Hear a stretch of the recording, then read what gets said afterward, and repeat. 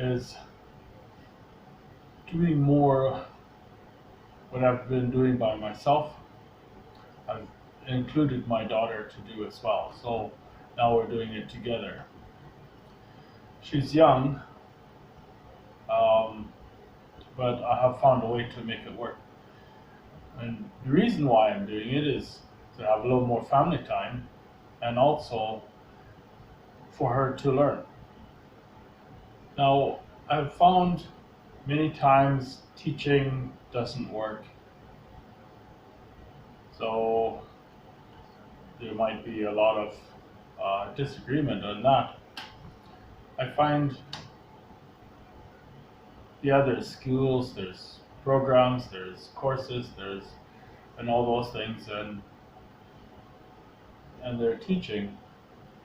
Those who are teaching in ways that uh, get people to physically do stuff, verbally say things, and things like that, where they're actually part of doing instead of just trying to learn. So I was thinking, and that's what I've been doing now, is my way of teaching happens to be leading by example. And with me doing, and she's with me, she's learning. And how do I know that she's actually learning? Because she's trying to do what I'm doing. She starts saying things. She starts to, when I'm writing, then she wants to get down and get a paper and pen, and she'll start writing as well. Even though she can't write the way I do, she's still learning how to read and write and things like that. But she's still making what she knows and trying. And she'll look over and see what I'm doing, and then she'll try to do the same.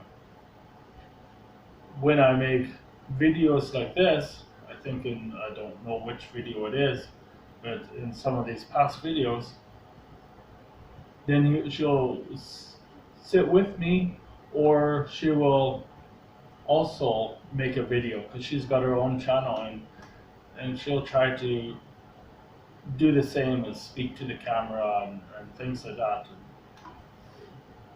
For me, I guess for her as well, it's not that we're speaking to the camera, we're actually speaking to you, so that and sharing what we're doing, also what we've learned and things like that.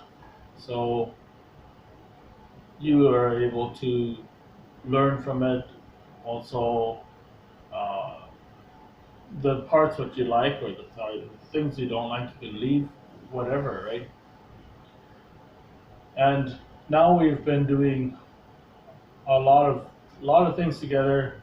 I still don't have anyone for like a camera crew or anything. I don't have, even if I could start with one person just to, you know, follow us around and videotape us, and then together we could view it and edit, and then we could post. So far, I don't have that. I do find we do it attract some attention, which is good. To hopefully it's positive attention we're attracting, and that's good. I think there are many fathers who are starting to spend time with their children more, finding ways to have them around while they do things. I guess there's not many jobs yet, but you're able to take your child with, which could change. And the reason why I say it could change is because all the things what you want your child to learn, or the profession you want your child to go in, especially if it's something you are doing and you want them to follow in your footsteps, then you'll try to involve them more. And I know it's very common in the later years once they're young adults. That's when you want to get them involved. I think then it's a little on the late side. They might still be interested. Many times they have already gone to other interests. So the earlier you're able to involve them and have them enjoy it. So actually, the enjoyment is very important for children. Some even more so than others. And for yourself to enjoy it, find a way to help the child enjoy it, or design it in a way that they can enjoy it as well. And if they make mistakes, it's okay, right? Um, with them making mistakes, they're just learning, and we make mistakes as well, and we're learning as well. Not with that they're not. I can't make a mistake. That kind of thinking, if a person's not allowed to make a mistake, they won't try as much. They'll do less. They will only do things they know they won't make a mistake with, and that reduces a lot. Because then you have to have knowledge in it. You have to you have to have the knowledge. You have to have the skill, and also the experience. All that you have to have for the for making sure you won't make a mistake. And sometimes even then it happens. People make mistakes. With that, to have your child with you while you're doing things, and you can give them tasks that they can do some things to, and and also let them know that they've succeeded, and you're proud of them that they have been able to succeed. Uh, One thing I do is also I let her know I'm proud of her for attempting it, regardless if she succeeded or failed. And let's say she failed, and then I would just tell her I'm proud of her and that she went for it, and she's got to do it again. And let's make this and this adjustment, and she keeps going, does it again, and if she fails again, make a few more adjustments, or you make the same adjustments because she was not able to fulfill those adjustments, and try again. Once she succeeded, which is usually a short window, like from failure to success is very quick. What I find her learning very fast. So when she's motivated, I let her know I'm proud of her. I encourage her, and I guess in a way, with all that combined, it's like motivation. And I say, well, success is right around the corner. You're this and this type of person, and that's why you'll keep going, and things like that, and just be supportive, and she'll just go again and go again and go again, and she succeeds. She let me share a small story for you. As my daughter, she didn't know how to drive a bicycle this year, and within 1 hour, she was driving a bicycle, and that was from stop to go and back to stop and go again. She was able to do that. I had training. I got a bike with training wheels, and I adjusted it high so that it wouldn't be that easy to rely on it. It'd help a little, but not really that much. And that didn't work. And then she fell, and the training wheel itself, the bracket, bumped her leg or whatever from falling, and hurt her she had quite a bit of pain from that. And I just encouraged her to get right back on. And then I said to her, I'll take them off. And I said, the pain you have, that's from the training wheel. That's what bumped your leg. So we'll take it off. That way it can't hit you, or it can't bump into you if you fall. So we took it off, and she started cycling, and she was making the mistake of turning away from the fall. Let's say she'd fall to the right, she'd turn to the left and let go of the steering, and also try to put her foot to the ground to get off the bike. And I was telling her that that's not working. The way the bike works is keeping your hands on the steering wheel, both hands, and keeping your legs on the pedals. And if you're falling to the right, then turn to the right, and that will correct it back to upright. And I caught her a number of times that she didn't actually fall to the ground because I was running beside her. And once she got the concept, which was a very short time, because I'm not a runner, and I was able to last the whole hour. So she started catching on, and then once she realized that you turn to the fall and you hang in there, don't try to get off the bike. More that I guess you end up taking more risk, because if you're falling, you'd want to let go and then get on your feet so that you don't fall to the ground. And that's, I think, her way. That's what she was thinking in the beginning. And when she realized, commit to it and correct it, and then it became, then she realized this, and after that, then she wobbled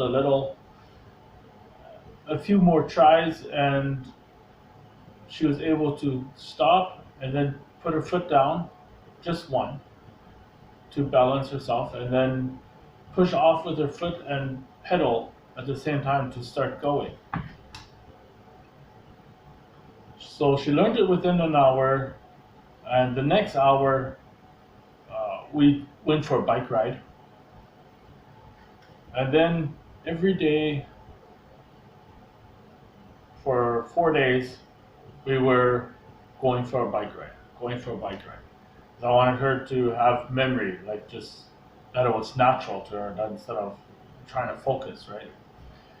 And she really, I loved the idea of driving a bike in the first place, and now she really enjoys it. So we go for a bike ride almost every day.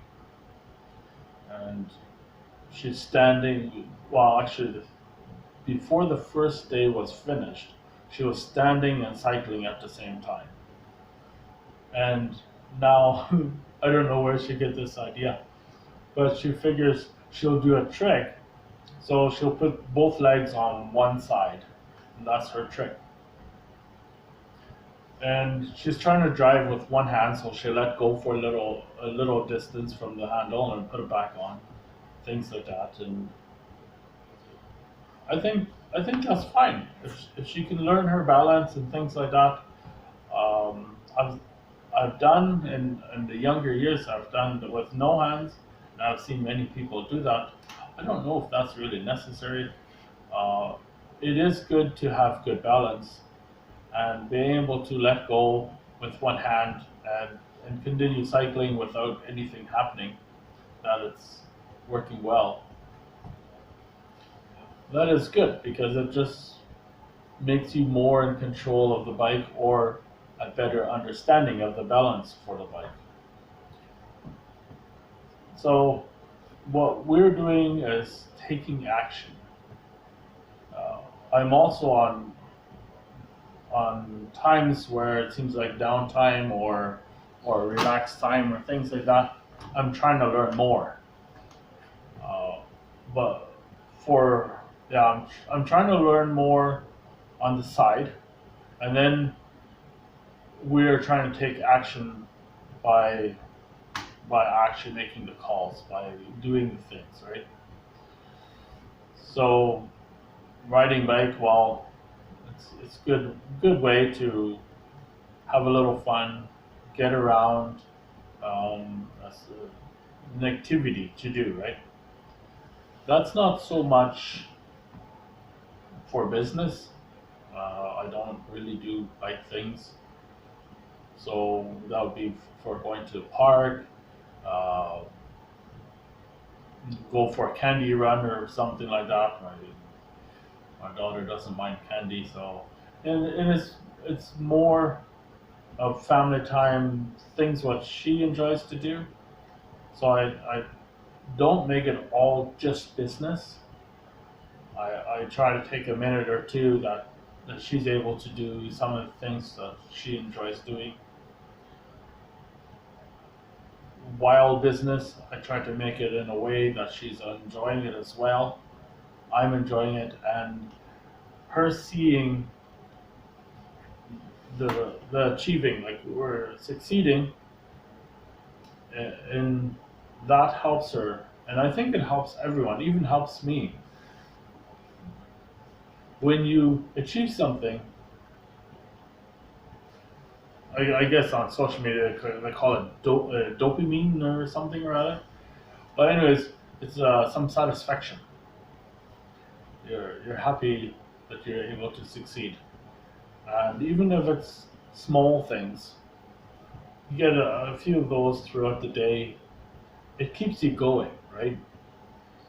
So I know in some of those past videos I made with cold calls, even through the rejection in the phone call, uh, I would I actually enjoyed it, and it wasn't the rejection I enjoyed so much, which didn't bother me at all. It was that I made the call, and I was willing to make another call, even though there was rejection. And then the biggest thing was it didn't bother me, and that's what made me enjoy it. I I've heard of people and play maybe in books or different places as well. Uh, the cold calls. I don't know if there's. Seems like there's some what don't like doing cold calls. Some are maybe nervous to do them, or I'm not sure. Maybe some put it off or something like that, or maybe some don't even do cold calls. And with knowing that, get a rejection and want to make another call. That's what made me enjoy it because it's not that bad. Actually, to me, it wasn't even a rejection. To me, it was a success because I didn't get a hang up. They did talk to me. It wasn't an answer machine. The call did exist and it went through and got to a person and things like that. So in that sense, it wasn't. It was a success, even though it wasn't a rejection. And with that, I've I've been audio audio book learning